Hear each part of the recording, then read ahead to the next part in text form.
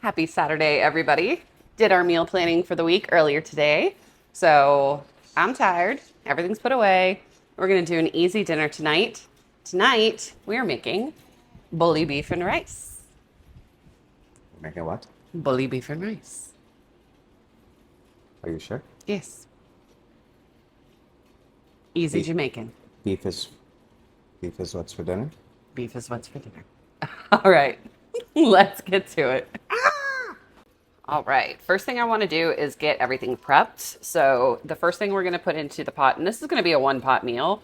You want, what are these? A shallot, like 2 or 3 green onions, a scotch bonnet, and some thyme. We're not going to chop up the thyme, we'll just throw it in there. But what we're going to do is go ahead and get all of these bad boys finely chopped up. All right, once we've got everything chopped up, we're gonna get our bully beef is corned beef. We're gonna get our corned beef ready. If you've never used one of these before, it has a key to open it.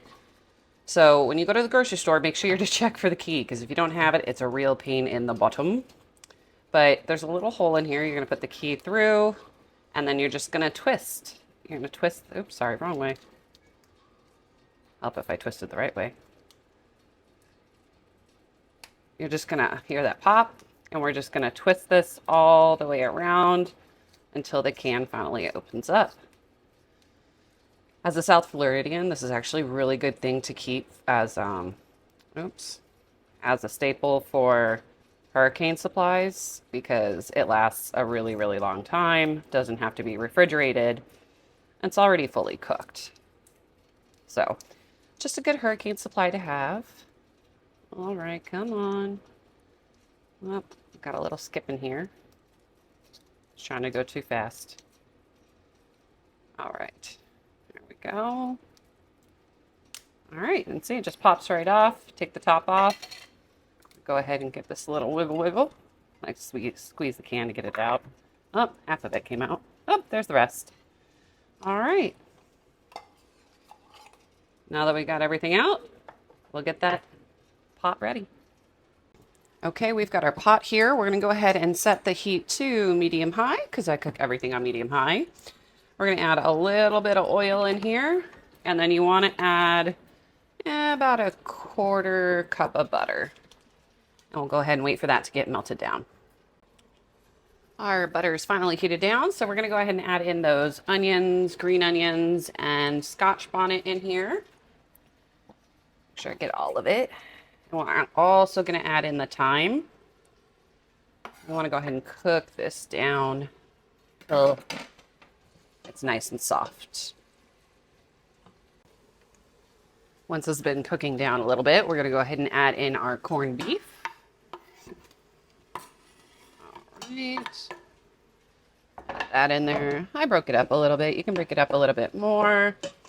Stir it up in the pot. And for seasonings, I'm really there's going to be a lot of flavors in here, so I'm just going to add a little bit of pepper. You do not want to add salt. Trust me, corned beef is salty enough on its own, so don't add any more salt. You can always add it in the end if you want to, but just take my advice or don't. It's up to you. All right, go ahead and get this heated up. And because I'm trying to make a healthy-ish dinner, I'm going to add some veggies in there. So I just got some mixed vegetables from Aldi, drained them. I'm going to pour those in. You can add in peas, corn, or do mixed veggies like I did. Completely up to you. And this is a super fast meal.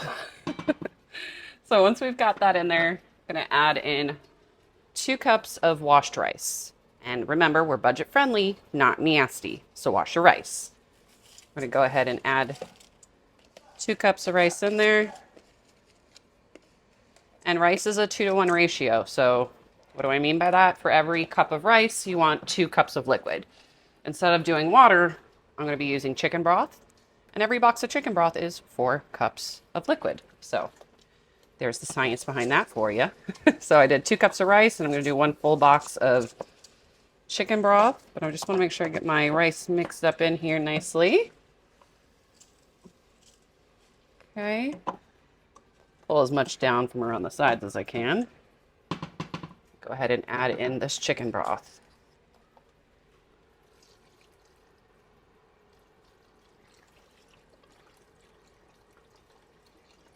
going to give it a nice flavor too, instead of just adding water. Okay. So once we do that, we're going to give it a little bit of stir just to make sure all that liquid is in there. Make sure all the rice is as much off the edge as I can. All right. Then once you find a top that fits her, put her down, and we're going to set this to high for 10 minutes. Friendly mid-tutorial reminder to take your freezer meat out for dinner tomorrow. Tomorrow, we're gonna make brats and baked beans out on the grill since I'm hoping to have a pool day. But don't say I didn't remind you.